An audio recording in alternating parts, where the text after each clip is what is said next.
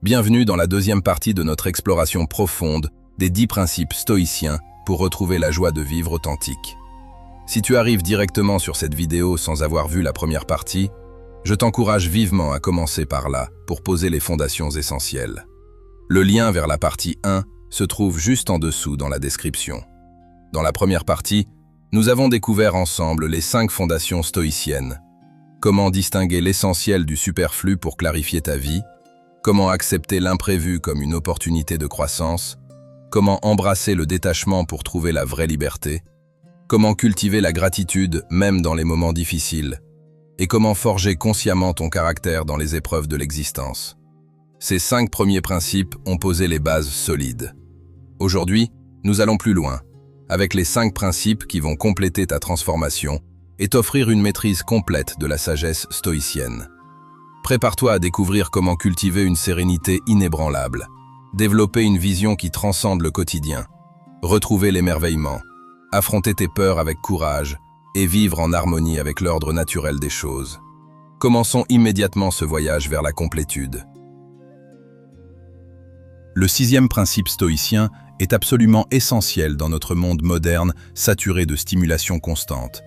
Apprendre consciemment à cultiver la sérénité profonde, la paix intérieure véritable, même et surtout au cœur du chaos extérieur. Marc Aurèle nous rappelle avec une puissance qui traverse les siècles, tu as le pouvoir complet sur ton esprit, ta pensée, ta réaction intérieure, mais pas sur les événements extérieurs qui se produisent autour de toi. Réalise profondément cela, accepte-le pleinement, et tu trouveras une force que tu ne soupçonnais pas. Regarde attentivement autour de toi, observe le monde dans lequel nous vivons aujourd'hui. Notre environnement est en constante agitation perpétuelle. Les notifications incessantes qui vibrent sur nos téléphones à chaque instant. Les actualités de crise qui se succèdent sans fin, chaque jour apportant son lot de nouvelles alarmantes. Les opinions contradictoires qui s'affrontent violemment sur les réseaux sociaux. Le bruit permanent, omniprésent, qui semble vouloir envahir absolument chaque recoin de ton existence, te laissant à peine un moment de silence. Il est si facile, dans ce tourbillon constant, de se laisser emporter complètement, de perdre son centre d'équilibre, de se sentir constamment en réaction plutôt qu'en action consciente.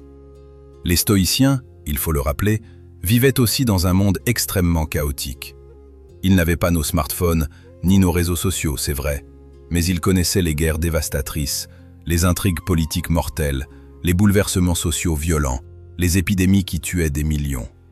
Le chaos n'est pas une invention moderne. Mais ils avaient compris, par la pratique et l'observation, quelque chose de fondamental, de libérateur.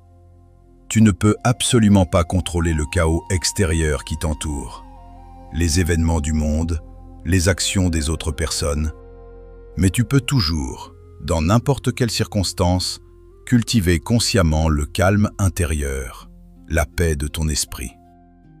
La sérénité véritable n'est pas du tout l'absence complète de tempêtes autour de toi. Ce serait une définition complètement irréaliste et impossible. La sérénité stoïcienne, c'est ta capacité développée, entraînée, à rester stable, centré, en paix, au cœur même de la tempête qui fait rage.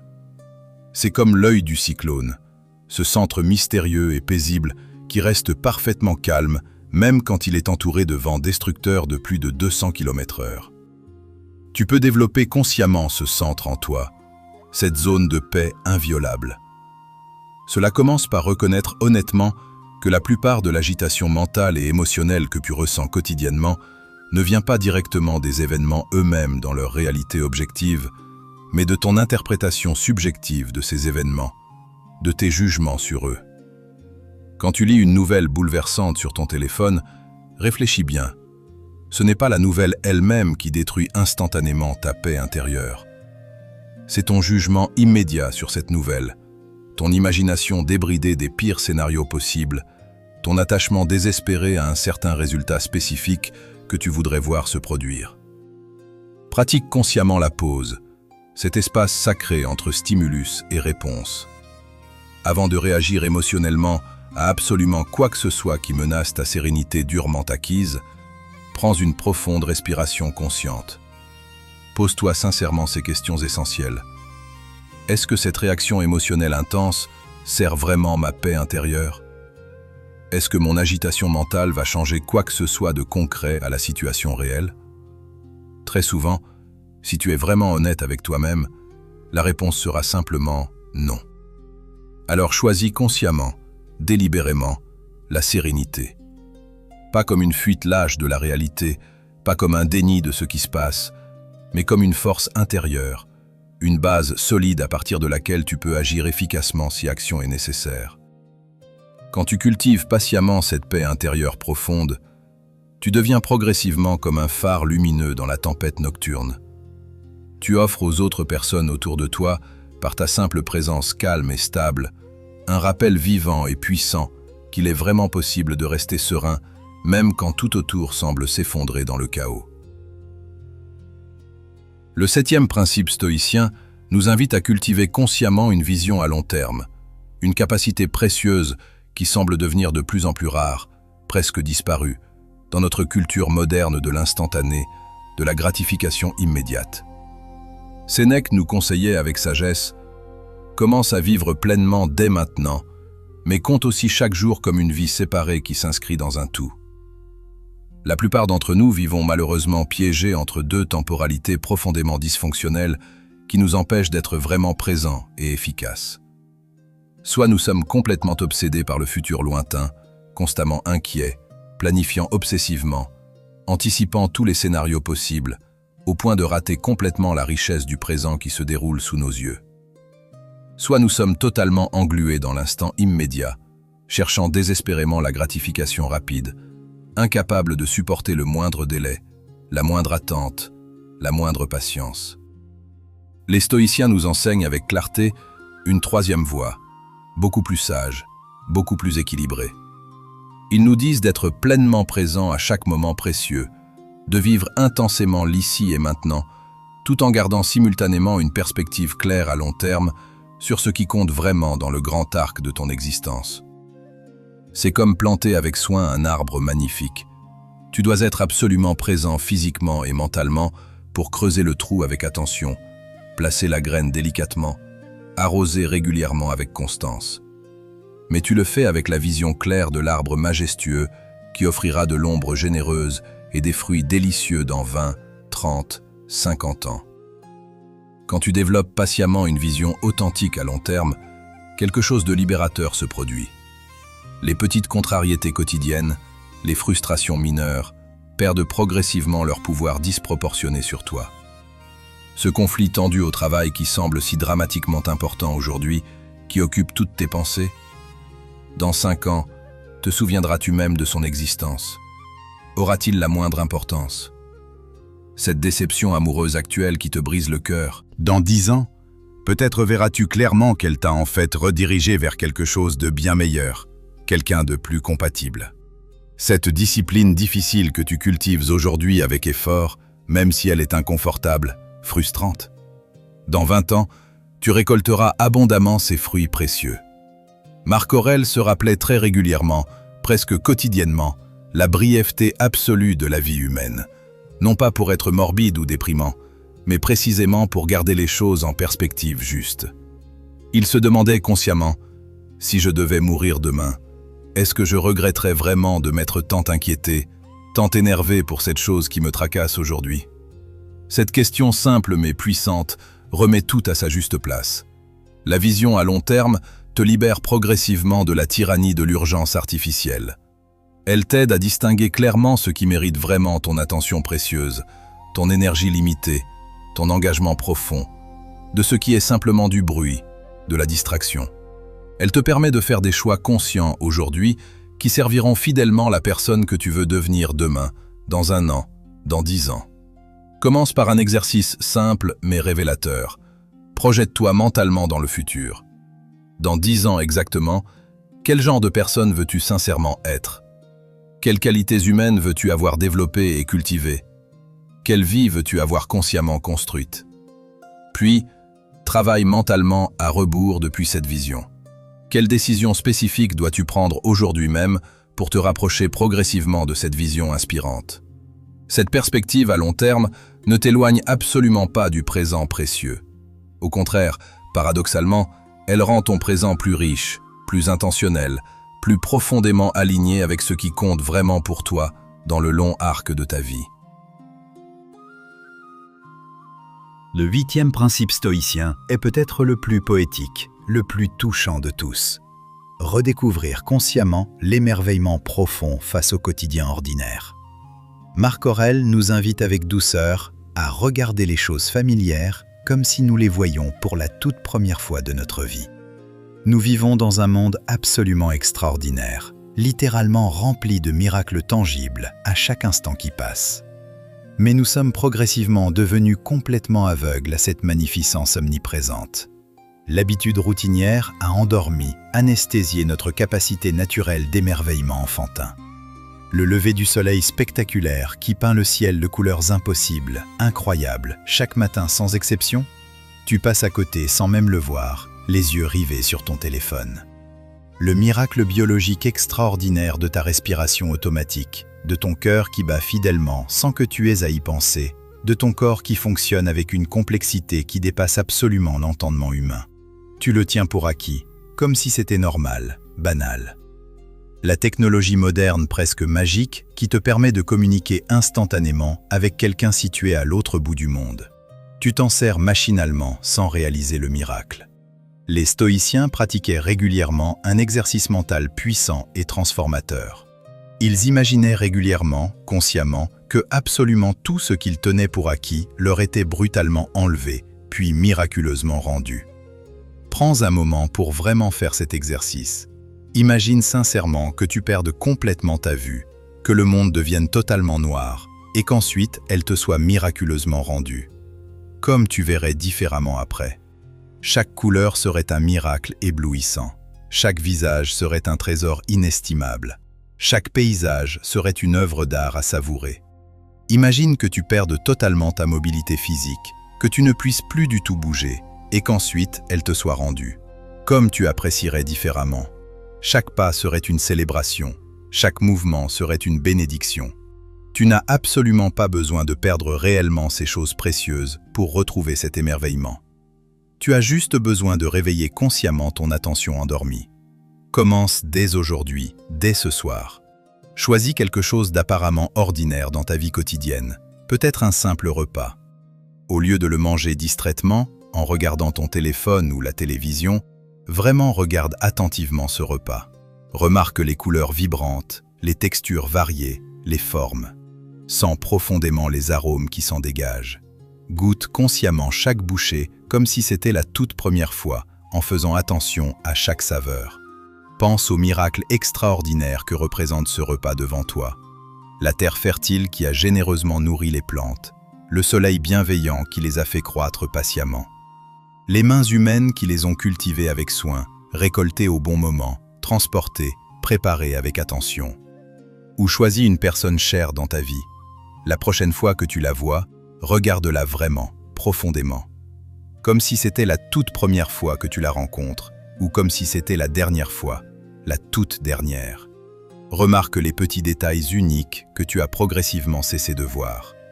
L'expression subtile de ses yeux, le son unique et irremplaçable de sa voix, la façon dont sa simple présence change subtilement l'énergie de la pièce. Cette pratique simple mais profonde de l'émerveillement conscient n'est absolument pas une évasion de la réalité difficile. C'est au contraire un retour à la réalité vraie. C'est enlever progressivement les filtres épais de l'habitude qui te font passer à côté de la vie pendant que tu la vis sans vraiment la voir.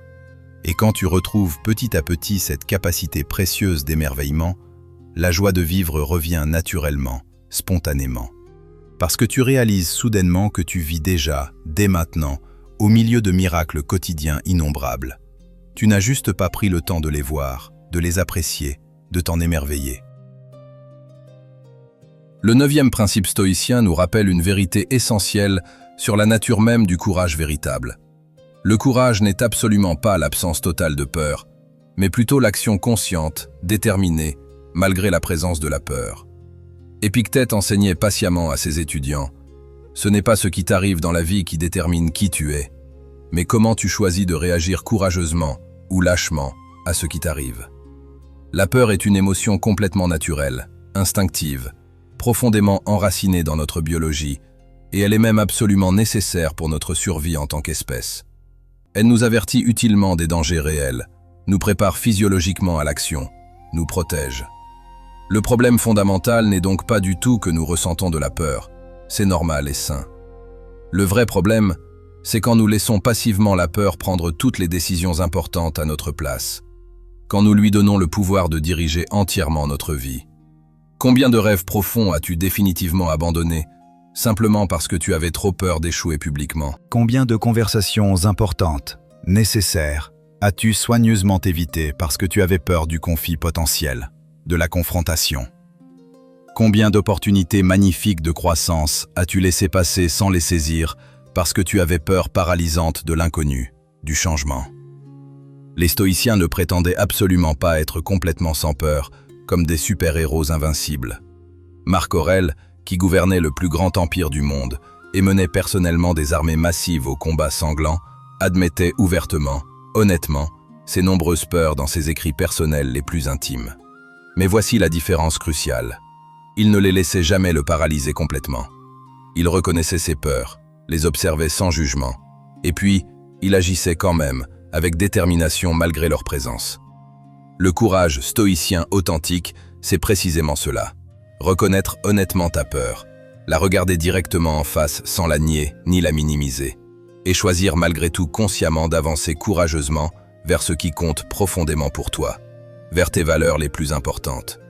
C'est comprendre avec clarté que de l'autre côté de chaque peur surmontée se trouve inévitablement une version plus forte, plus capable, plus accomplie de toi-même. Commence petit, modestement, sans te mettre une pression énorme. Identifie une seule peur que tu as soigneusement évitée depuis longtemps. Peut-être celle de parler en public devant un groupe. Peut-être celle d'avoir enfin cette conversation difficile mais nécessaire avec quelqu'un. Peut-être celle d'essayer quelque chose de complètement nouveau où tu pourrais échouer visiblement. Ne cherche surtout pas à éliminer magiquement la peur, ce serait impossible et inutile. Cherche simplement à agir courageusement malgré sa présence persistante. Fais consciemment un petit pas brave dans sa direction, puis un autre, puis encore un autre.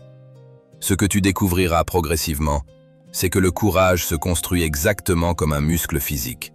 Plus tu l'exerces régulièrement, plus il devient naturellement fort, réactif.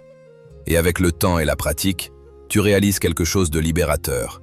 La plupart de tes peurs les plus paralysantes étaient en réalité des fantômes, des ombres sans substance. Des scénarios catastrophiques imaginés par ton esprit qui ne se sont jamais réellement réalisés. Des barrières mentales que tu as construites toi-même dans ton imagination. Le vrai danger n'était presque jamais là où tu pensais anxieusement qu'il se trouvait. Le vrai danger était en fait de laisser la peur te voler progressivement ta vie précieuse. Une décision courageuse évitée à la fois. Alors ose vraiment. Ose vivre pleinement, intensément, même quand c'est effrayant. Surtout quand c'est effrayant. Parce que la joie de vivre authentique, la vraie, celle qui dure et qui a du sens, elle se trouve toujours, sans exception, de l'autre côté du courage. Le 10e et dernier principe stoïcien nous invite à vivre consciemment, en harmonie profonde avec la nature. Et c'est le principe qui unifie magnifiquement tous les autres. Marc Aurèle écrivait « Tout ce qui est en harmonie avec toi, ô univers infini, est en harmonie avec moi. » Les stoïciens parlaient de la nature au sens le plus large, l'ordre naturel des choses, les lois fondamentales de l'existence. Vivre en harmonie avec la nature, c'est accepter que tu fais partie de quelque chose d'infiniment plus grand que toi. C'est comprendre qu'il y a un ordre dans l'univers. Les saisons changent, les marées montent et descendent, le jour suit la nuit. La vie et la mort sont deux faces d'un même cycle éternel. Quand tu résistes à cet ordre naturel, tu crées de la souffrance. Mais quand tu apprends à t'aligner sur le flux naturel de l'existence, tu découvres une paix profonde. Vivre en harmonie avec la nature, c'est aussi respecter ta propre nature. Reconnaître tes besoins fondamentaux. Besoin de repos, de mouvement, de connexion, de solitude, de création. C'est écouter la sagesse de ton corps, les rythmes naturels de ton énergie. C'est accepter que tu as des limites, et que ces limites ne sont pas des faiblesses, mais des frontières nécessaires. Dans notre monde moderne, nous avons oublié que nous sommes la nature. Nous pensons être séparés d'elle. Mais les stoïciens savaient mieux. Ils savaient que nous sommes partie intégrante du grand tissu de l'existence. Et quand nous honorons cette vérité, quand nous vivons en harmonie avec notre nature profonde et avec l'ordre naturel des choses, nous trouvons notre place juste dans l'univers. Et dans cette harmonie, nous découvrons la paix, la sérénité, et oui, la joie de vivre. Nous voici revenus là où nous avons commencé, sous ces colonnes millénaires qui ont vu passer tant de générations cherchant la sagesse. Ces 10 principes stoïciens, distinguer l'essentiel du superflu, accepter l'imprévu comme une opportunité, embrasser le détachement, cultiver la gratitude même dans les épreuves, forger ton caractère dans l'épreuve, cultiver la sérénité dans le chaos, développer une vision à long terme, redécouvrir l'émerveillement face au quotidien, affronter tes peurs avec courage et vivre en harmonie avec la nature, ce ne sont pas de simples théories philosophiques. Ce sont des outils vivants, des pratiques concrètes que tu peux commencer à appliquer dès aujourd'hui. Tu n'as pas besoin d'être parfait. Tu n'as pas besoin de tout maîtriser d'un coup. Commence par un seul principe, celui qui résonne le plus fort en toi en ce moment. Pratique-le, vis avec lui. Et tu verras, petit à petit, ta vie se transformer. La joie de vivre que tu cherches n'est pas quelque chose que tu dois acquérir de l'extérieur. Elle est déjà en toi, attendant simplement que tu enlèves les obstacles qui l'empêchent de s'exprimer. Les stoïciens de l'Antiquité t'ont laissé un cadeau précieux. Leur sagesse a traversé les siècles pour te parvenir aujourd'hui, exactement quand tu en as besoin. Honore ce cadeau en le mettant en pratique. Si cette vidéo t'a apporté quelque chose, si ces principes stoïciens résonnent en toi, alors je t'invite à 2 choses. Premièrement, abonne-toi à cette chaîne, le Phare Stoïque, pour continuer ce voyage de transformation avec moi. Chaque semaine, je partage de la sagesse stoïcienne pour t'aider à naviguer les tempêtes de la vie avec plus de sérénité. Deuxièmement, partage cette vidéo avec une personne qui en a besoin, quelqu'un qui cherche la joie de vivre. Tu ne sais jamais quel impact un simple partage peut avoir. Et enfin, dis-moi en commentaire, quel principe stoïcien vas-tu commencer à appliquer dès aujourd'hui? Merci de m'avoir accompagné dans ce voyage. Que la sagesse des stoïciens illumine ton chemin. Bienvenue au Phare Stoïque, ta lumière dans les tempêtes de la vie.